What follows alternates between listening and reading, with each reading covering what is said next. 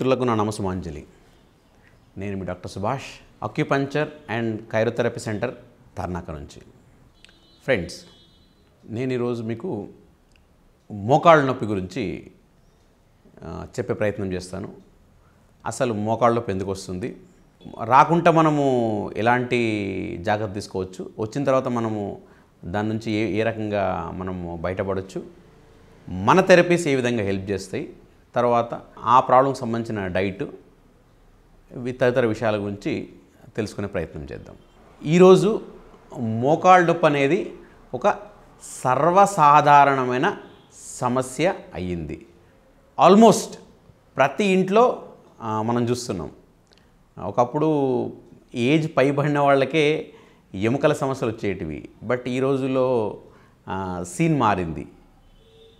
మనం తీసుకుంటున్న ఫుడ్ అవ్వచ్చు, మనం ఉంటున్న లైఫ్ స్టైల్ కావచ్చు, దానికి అనేక కారణాలు ఉన్నాయి.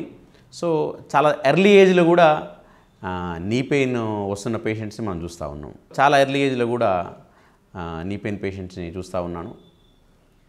సో దీని గురించి మనము తెలుసుకోవడం ఎంతైనా అవసరం. ఎందుకు మోకాళ్ళ నొప్పి వస్తుంది? చాలామంది అన్ని కూర్చుని జాబ్స్ అయిపోయినాయి. అంటే కార్లో కూర్చోవడము, ఆఫీస్లో కూర్చోవడము, దాని తర్వాత ఇంట్లో డైనింగ్ టేబుల్, ఎక్కడైనా సరే కూర్చోవడము అవుతుంది. అంటే మన మోకాలు ఏ విధంగా డిజైన్ అయ్యిందో, సో దాని అన్ని యాంగిల్స్లో మనం మూమెంట్ ఇవ్వలేకపోతున్నాం. ఎగ్జాంపుల్ చెప్తా చూడండి. మనం వెస్ట్రన్ టాయిలెట్ వాడుతున్నాం. ఒకప్పుడు ఇండియన్ టాయిలెట్ వాడినప్పుడు సో కాళ్ళపైన కూర్చున్నప్పుడు ఏవైతే కాళ్ళల్లో కండరాలు ఉన్నాయో, ఓకే, ఆ మజిల్స్, టెండాన్, లిగమెంట్స్, వాటన్నిటికీ ఎక్సర్సైజ్ అయ్యేది. ఇప్పుడు ఏమవుతుంది, చిన్న ఏజ్ నుంచే వెస్ట్రన్ టాయిలెట్ వాడడము. సో మోకాలకి ఆ వ్యాయామము క్రమక్రమంగా తగ్గుతుంది. దాంతోపాటు మనము భోజనము డైనింగ్ టేబుల్ చేస్తున్నాము. ఒకప్పుడు చక్కగా కింద కూర్చొని కాళ్ళు మడుచుకొని భోజనం చేసేవాళ్ళు. అలాంటప్పుడు ఏమైంది, ఆ మోకాలకి ఆ వ్యాయామము తెలియకుంటేనే జరిగిపోయేది. ఇప్పుడు అలా జరగట్లేదు. దాంతోపాటు చిన్నప్పటి నుంచే మెట్లెక్కి దిగడము, దాని తర్వాత కొద్దిపాటి బరువులు మోయడము, బాడీకి చిన్నప్పటి నుంచి మీరు ఏ విధంగా ట్రైన్ చేస్తారో అది ఆ విధంగా తయారవుతుంది. ఇప్పుడు మనం ప్రతి దగ్గర లిఫ్ట్స్ వాడుతున్నాము. అసలు వెయిట్ లిఫ్ట్ చేసే పరిస్థితి లేదు, వెయిట్ మోసే పరిస్థితి లేదు. సో ఇవన్నీ ఏం చేస్తున్నాయంటే మోకాలు హెల్త్ని డ్యామేజ్ చేస్తున్నాయి. తెలిసో తెలియకనో మనము ఈ ఆధునిక ప్రపంచంలో మన మోకాల్ని మనమే డ్యామేజ్ చేసుకుంటున్నాము. ఇది పాయింట్ నెంబర్ 1. పాయింట్ నెంబర్ 2 ఏంటి, మన ఆహారంలో చాలా మార్పులు వచ్చాయి. ఒకప్పుడు న్యాచురల్ ఫుడ్ తినేవాళ్ళం, సహజ సిద్ధమైన ఆహారం తినేవాళ్ళం. ఈరోజు ఏమైంది, మనం తినే ఆహారంలో కల్తీలు ఎక్కువ ఉంటున్నాయి. సో అలాంటప్పుడు మనకు అది ఇబ్బంది గురి చేస్తుంది కదా. కొందరిలో బాడీలో కాల్షియం అబ్జార్ప్షన్ లెవెల్ తగ్గుతున్నాయి. కొందరు తీసుకునే ఫుడ్లో కాల్షియం పర్సంటేజ్ కరెక్ట్ ఉండట్లేదు. ఒకప్పుడు మన పూర్వీకులు చాలాసేపు ఎండలో ఉండేవాళ్ళు. ఎక్కువ వాళ్ళు తక్కువ గుడ్డలతోటి, అంటే వ్యవసాయం చేసుకునేవాళ్ళు, అంటే కంప్లీట్గా అసలు పైన షెట్టే ఉండేది కాదు. ఓకే, అంటే వాళ్ళ శరీరం పైన ఎక్కువ ఎండ పడేది. ఈరోజు మనం ఎండలో ఉన్నా ఇప్పుడు ఫుల్ హ్యాండ్స్ కవర్ చేసుకుంటున్నాము. అసలు ఇంకా శరీరం పైన ఎండ ఎక్కడ పడుతుంది? ఎండ శరీరం పైన పడ్డప్పుడే అది మనకు మెడిసిన్గా కన్వర్ట్ అవుతుంది.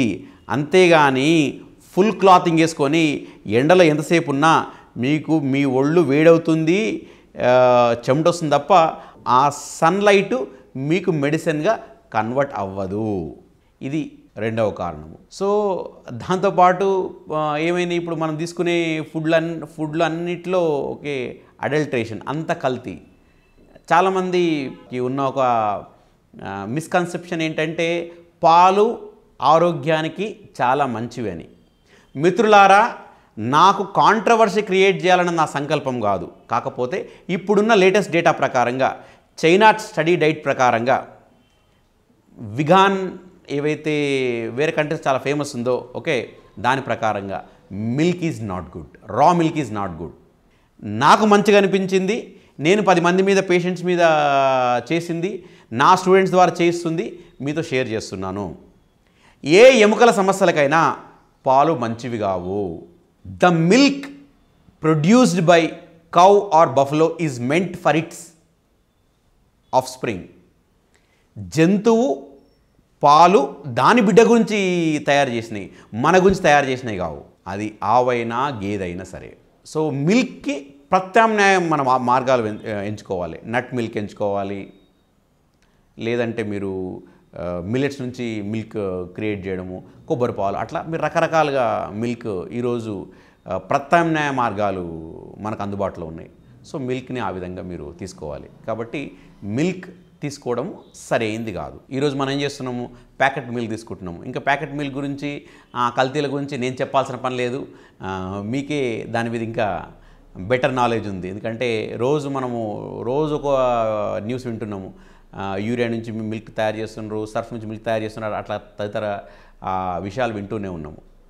సో మీరు కూడా ఒకసారి గమనించండి, ఒకప్పుడు పాపులేషన్ ఎంత ఉంది, ఎంత యానిమల్ పాపులేషన్ ఉంది, ఇప్పుడు హ్యూమన్ పాపులేషన్ ఎంత ఉంది, యానిమల్ పాపులేషన్ ఎంత ఉంది, ఏవైతే మిల్క్ ఫీడింగ్ యానిమల్స్, అది కౌ కావచ్చు, బఫ్లో కావచ్చు, అయినా సరే ఇంత జనాభాకు ఏ విధంగా మిల్క్ సరిపోతుంది సో అనేది మీరే ఆలోచించండి, మీకు దాని పరిష్కారం దొరుకుతుంది. సో కాబట్టి దయచేసి మిల్క్ మానేసే ప్రయత్నం చేయండి. ఈవెన్ చిన్నపిల్లలకైనా మిల్క్ ఇవ్వకూడదండి. సో మిల్క్ ఒకటి కంప్లీట్గా మానేయండి. ఇవి దేనివల్ల అయితే మనకు మోకాలు నొప్పి వస్తుందని ఏమంటారు కారణాలు. మోకాలు నొప్పి రాకుండా ఉండాలంటే ఏం చేయాలి? ఏవైతే మన కారణాలు చెప్పినామో ఆ కారణాల మీద అధిగమించాలి. అంటే మోకాలు నొప్పి రాకుండా ఉండాలంటే ఏం చేయాలి? మీరు డైలీ ఎక్సర్సైజ్ చేసుకోవాలి, డైలీ వాకింగ్ చేసుకోవాలి, డైలీ యోగా చేసుకోవాలి, డైలీ అక్యుప్రెషర్ చేసుకోవాలి. సరే ఇవన్నీ చేసుకునే టైం ఎక్కడ ఉంది? మీకు టైం లేదంటే మీ బాడీ మీ చేత టైం ఇచ్చేలాగా చేసుకుంటుంది. అంటే ఈరోజు మీరు దాన్ని పట్టించుకోకపోతే ఏమవుతుంది, రేపు అది ఆ జబ్బుకు గురైనప్పుడు ఆటోమేటిక్గా మీరు దానికి టైం ఇవ్వాల్సిన పరిస్థితి వస్తుంది. సో కాబట్టి అది టైం అడగకముందే మీరు దానికి టైం ఇవ్వండి. సో కాబట్టి ఇప్పుడు ఇది చెప్పిన విషయాలన్నింటినీ మీరు ఆ మోకాలు నొప్పి రాకుండా ఉండడానికి ఆ విషయాలు పాటించండి. మనం ఏం చేయాలి? మనకు ప్రాబ్లం రావద్దు అంటే దేనివల్ల ప్రాబ్లం వస్తుందో మనం తెలుసుకున్నాం కాబట్టి ఆ విషయాలు మనం జాగ్రత్తగా అవాయిడ్ చేయాలి. అదొక విషయము. దాని తర్వాత చాలామందికి ఉండే డౌట్ ఏంటంటే, సార్ మరి మీరు పాలు వద్దన్నారు కదా, మన బాడీకి కాల్షియం ఎలాగా? పరమాత్ములారా, ఆవు మనకు పాలు ఇస్తుంది, బట్ ఆవు ఎవరి పాలు తాగుతుంది, దానికి ఎలా కాల్షియం వస్తుంది అంటే దీనికి ఆన్సర్ ఏంటంటే, మనం తీసుకునే ఆహారం లోపల మనం కాల్షియం మన బాడీకి అందే విధంగా మనం ప్లాన్ చేసుకోవాలి. So the best source of calcium ఏంటి? నువ్వుల లడ్డూలు. సో నువ్వుల్ని మీరు లడ్డూగా తినండి, వేయించుకొని తినండి, ఎలాగైనా తినండి. సో నువ్వుల్ని తీసుకునే ప్రయత్నం చేయాలి. దానివల్ల కాల్షియం పాలల్లో ఉండేదానికంటే అదనంగా కాల్షియం నువ్వుల్లో ఉంది. దాని తర్వాత రాగులు తీసుకోండి. రాగులు ఏ రకంగానే సరే రాగుల్ని సేవించే ప్రయత్నం చేయండి, అందులో కూడా కాల్షియం ఉంటుంది. మనం ఏదైతే కిళ్ళీలోకి వేసుకునే సున్నం ఉంటుందో ఆ సున్నం తీసుకునే ప్రయత్నం చేయండి. ఎలా చేయాలి? మీరు ఒక 1/2 కప్ వాటర్లో ఒక 2 గోధుమల గింజ మోతాదు సున్నము అందులో వేసి కలుపుకొని తాగండి.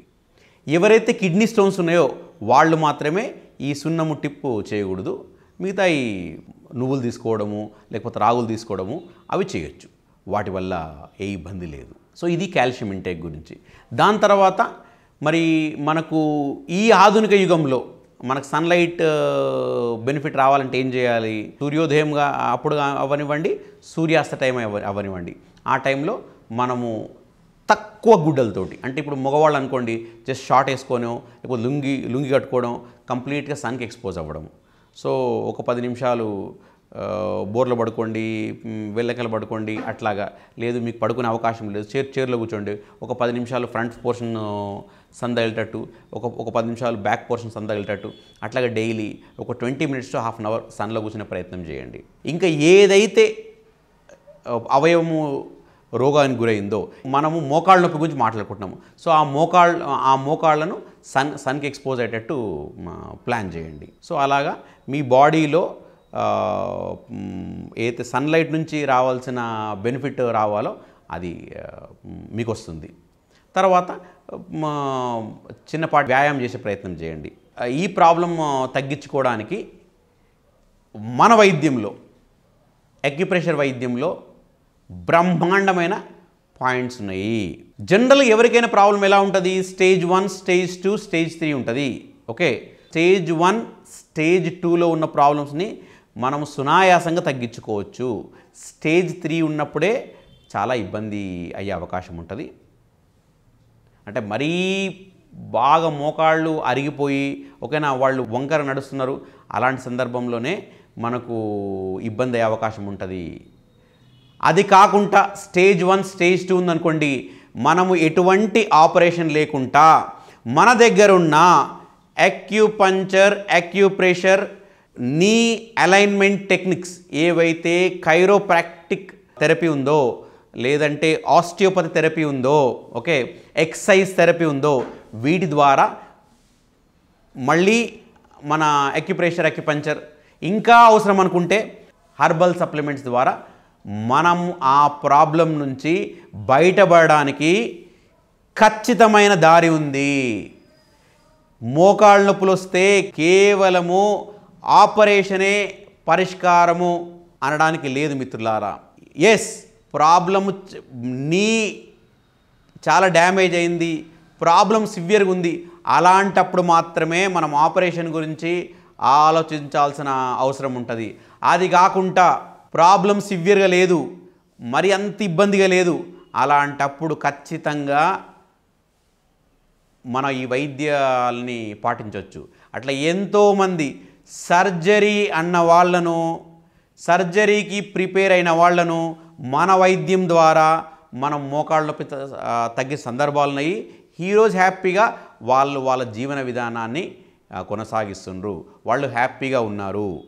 మరి ఒకవేళ స్టేజ్ 1 అంటే ఈ మధ్య కనుక ప్రాబ్లం స్టార్ట్ అయితే మీరు ఇంటి దగ్గర ఉంటూనే నా దగ్గరికి రావాల్సిన అవసరం లేకుండా మోకాళ్ళ నొప్పి తగ్గే అవకాశం ఉందా అంటే అవును.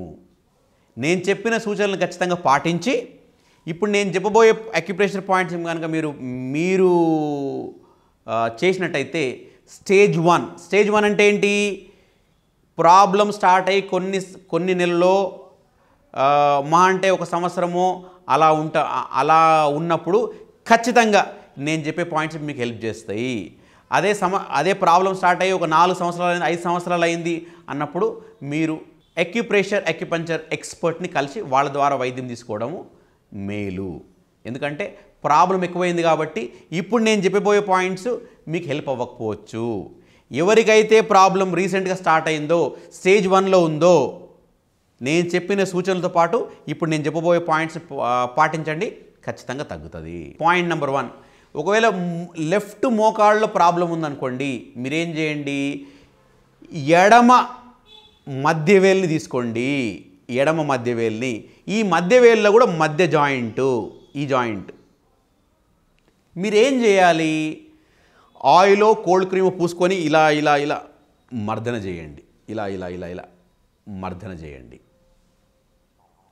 లేదంటే బయట మీకు మార్కెట్లో అక్యుప్రెషర్ రింగ్స్ దొరుకుతాయి. సో రింగ్స్తో మీరు డైలీ ఇలా ఇలా చేసుకోవచ్చు. నేను మీకు ఒక రింగ్ చూపిస్తాను. ఓకే, ఇది అక్యుప్రెషర్ రింగ్ అండి. సో దీంతో మీరు ఏం చేయొచ్చు? మీకు మార్కెట్లో దొరుకుతాయి, ఆన్లైన్లో కూడా దొరుకుతుంది. ఇలాగా ఈ జాయింట్ని మనము టార్గెట్ చేస్తున్నాము. ఇది first joint, second joint, third joint. So ఈ మధ్య జాయింట్ని ఎంతసేపు చేయాలి? మీరు రోజుకు 3 సార్లు చేయొచ్చు. ఎంతసేపు చేయాలి? ఒక 1 to 1.5 minutes స్లోగా ఇలా కిందికి పైకి, ఇలా కిందికి పైకి. లేదండి మాకు రింగ్ అందుబాటు లేకపోతే మీరు ఏం చేయొచ్చు? జస్ట్ కోల్డ్ క్రీమ్ తీసుకొని లేదంటే ఆయిల్ తీసుకొని ఇలాగా, ఆయిల్ కానీ కోల్డ్ క్రీమ్ కానీ ఏం చేస్తుంది? మీరు రాపిడి చేసినప్పుడు నొప్పి రాకుండా చూస్తుంది, అంత మాత్రమే. ఒక లూబ్రికెంట్గా వర్క్ చేస్తుంది అంత మాత్రమే. కానీ ఆయిల్ ద్వారానో కోల్డ్ క్రీమ్ ద్వారానో మీకు అంతకు మించి బెనిఫిట్ ఉండదు. అదే మీరు మామూలు ఇలా రాసినప్పుడు కొంచెము ఎక్కువసార్లు రాస్తే మీకు కొంచెం నొప్పి వేయచ్చు. కాబట్టి ఆయిల్ కానీ కోల్డ్ క్రీమ్ కానీ తీసుకోండి. సో ఒకవేళ ఎడమ సైడ్ ఉంటే ఎడమ మధ్య వేలు తీసుకోవాలి. ఒకవేళ కుడి సైడ్ ఉంటే కుడి చేతిలోని మధ్య వేల్లో ఈ జాయింటు, ఈ మధ్య జాయింటు సేమ్ ఇలా ఇక్కడ ఎట్లా చేశానో మీరు ఇక్కడ అదే విధంగా చేయండి. 2 మోకాళ్ళలో ఉన్నాయనుకోండి, 2 మోకాళ్ళలో ఉన్నప్పుడు 2 చేతిలో ఉన్న మధ్య వేల్లో మధ్య జాయింటు ఈ జాయింట్ తీసుకోండి. ఇది అయిపోయింది. ఇది ఒక పాయింట్. రెండవ పాయింట్ ఏంటి, ఒకవేళ మీకు ఎడమ మోకాల్లో ఉందనుకోండి, మీరేం చేయండి, కుడి చెయ్యి ఎల్బో జాయింట్ చుట్టూరా ఇలా మర్దన చేయండి. మీరు ఇలాగ ఎంత ప్రెషర్ ఇవ్వాలి, మీకు కంఫర్టబుల్గా ఉన్నంత ప్రెషర్ ఇవ్వాలి. ఎడమ మోకాళ్ళలో ఉంటే కుడి ఎల్బో మీరు తీసుకోవాలి. అట్లాగే మీ కుడి మోకాలు నొప్పి అనుకోండి, మీరు ఎడమ మోచేయి జాయింట్ తీసుకొని చూడండి. నేను ఎలా పట్టుకున్నాను చూడండి, ఇలా పట్టుకొని చూడండి మీరు ఇలాగ. ఓకే, సేమ్ దీనికి కూడా అంతే. మీరు మళ్ళీ రాస్తూ ఉంటే కొంచెం ఇక్కడ స్కిన్ నొప్పి రావచ్చు. దీనికి కూడా అంతే. కోల్డ్ క్రీమ్ కానీ ఏదైనా కొబ్బరి నూనె అలాంటి ఆయిల్ తీసుకొని జస్ట్ ఇక్కడ పూసుకొని మీరు ఇలా రాయొచ్చు. ఓకేనా. ఇక్కడ మీరు పెయిన్ బామ్ అప్లై చేయాల్సిన పని లేదు మిత్రులారా. జస్ట్ కోల్డ్ క్రీమ్ కానీ ఆయిల్ కానీ, అది ఒక లూబ్రికేషన్ గురించే. సో మీరు ఇలా అనొచ్చు. రోజుకి ఎన్నిసార్లు అనాలి, రోజుకి 2 లేదా 3 సార్లు. ఒకవేళ కొంచెం ప్రాబ్లం ఎక్కువ ఉంటే 4 సార్లు కూడా అనండి, ప్రాబ్లం ఏమి లేదు. చేసినప్పుడు ఎంతసేపు చేయాలి, ఇదొక 2 నిమిషాలు, ఇదొక 2 నిమిషాలు. చేసినప్పుడు మనసా వాచా కర్మన, ఇది ఎనర్జీ ట్రీట్మెంట్, ఇది కెమికల్ పిల్తో వచ్చే ట్రీట్మెంట్ కాదు. సో కాబట్టి ఖచ్చితంగా మీ మనసు దీనిపైన కేంద్రీకరించి మీరు పూజ చేస్తున్నప్పుడు, ధ్యానం చేస్తున్నప్పుడు ఎంతైతే మీ మనసు లగ్నం చేస్తారో అంతే విధంగా మీ మనసు లగ్నం చేసి ఇది చేసుకునే ప్రయత్నం చేయండి. దీని ద్వారా మీకు బెనిఫిట్ వస్తుంది. సో నేను ఇప్పటివరకు మీకు 2 అక్యుప్రెషర్ పాయింట్స్ గురించి చెప్పాను. ఇప్పుడు థర్డ్ టెక్నిక్ ఏంటంటే పైదా థెరపీ. పైదా అంటే ఏంటి, క్లాపింగ్. సో ఇది అక్యుపంచర్లో ఉంది ఒక పురాతన టెక్నికు. సో మీరేం చేయాలి, ఇలా 2 చేతులు పెట్టుకొని, ఓకే, మోకాలు మధ్యలో పెట్టుకొని ఇలా ఒక 100 సార్లు ట్యాప్ చేయాలి. ఇప్పుడు అనుకోండి ఇది మనిషి అనుకోండి, ఓకేనా. సో మోకాలు, ఓకే, సో మనిషిని ఇలాగా ట్యాప్ చేయాలి. దాని తర్వాత మళ్ళీ ఇప్పుడు ఇది ఇలా ట్యాప్ చేయాలి. ఏది ఇలా ఒకసారి, నెక్స్ట్ ఏమో ఇలాగా. మీ భాగము కరెక్ట్గా ఆ ఏరియా కవర్ అవ్వాలి. అంటే దీని ఉద్దేశం ఏంటంటే అక్యుపంచర్ ప్రకారంగా ఇక్కడ చాలా శక్తి బిందువులు ఉంటాయి మోకాలు చుట్టుముట్టు. సో కాబట్టి మనం ఇలా చేసినప్పుడు ఏమవుతుంది, ఆ పాయింట్స్ అన్నీ యాక్టివేట్ అవుతున్నాయి. యాక్టివేట్ అవ్వడం ద్వారా ఏం జరుగుతుంది, ఆ ప్రదేశానికి రక్త సరఫరా పెరుగుతుంది. తద్వారా ఏమవుతుంది, ఏదైతే ప్రాబ్లం చేత మోకాలు నొప్పి గురైందో ఆ ప్రాబ్లం తగ్గించబడుతుంది. చాలామందికి మోకాళ్ళ నొప్పి ఎందుకు వస్తుంది, గుజ్జు అరిగిపోయి ఉంటారా, లేకపోతే ఎముకలు దగ్గర రావడమా, ఏమంటారు గ్యాప్ తగ్గిపోవడం వల్ల, వీటి వల్ల వస్తుంది కదా. సో మీరు ఇవి చేయడం వల్ల ఏమవుతుంది, అక్కడ ఎముకలు స్ట్రాంగ్ అవుతాయి, అక్కడున్న కండరాలు స్ట్రాంగ్ అవుతాయి. తద్వారా వాళ్ళు ఆ జబ్బు నుంచి బయటపడడానికి అవకాశం ఉంటుంది. నేను ఒకటి మీకు పైదాలాజిన్ థెరపీ చెప్పాను. అటువైపు అంటే లెఫ్ట్ మోకాల్లో ఉంటే లెఫ్ట్ హ్యాండ్లో ఈ మిడిల్ ఫింగర్లో మిడిల్ జాయింట్ తీసుకోమని చెప్పాను. దాని తర్వాత ఇంకో టెక్నిక్ ఏం చెప్పాను, ఒకవేళ లెఫ్ట్ లెగ్లో ఉందనుకోండి రైట్ హ్యాండ్లోని మోచేయి జాయింట్ ఇది తీసుకోమని చెప్పాను. ఈ మూడు అక్యుప్రెషర్ పాయింట్ టెక్నిక్ చేస్తూ నేనేవైతే డైట్లో చేంజ్ చెప్పానో ఆ చేంజెస్, నేను ఏ విధంగా అయితే మన జీవన విధానము ఉండాలని చెప్పానో దాన్ని మీరు పాటించండి. మీరు మోకాళ్ళ నొప్పుల నుంచి బయటపడతారు. ఇవన్నీ మీరు చేయండి. ఒకరోజు చేసి మనకు ప్రాబ్లం తగ్గలేదంటే కరెక్ట్ కాదు మిత్రులారా. కొన్నాళ్ళు చేయండి, ఖచ్చితంగా మీరు ఈ సమస్య నుంచి బయటపడతారు. మళ్ళీ ఇంకో మంచి అంశంతో మీ ముందుండే ప్రయత్నం చేస్తాను. నమస్తే, మీ డాక్టర్ సుభాష్.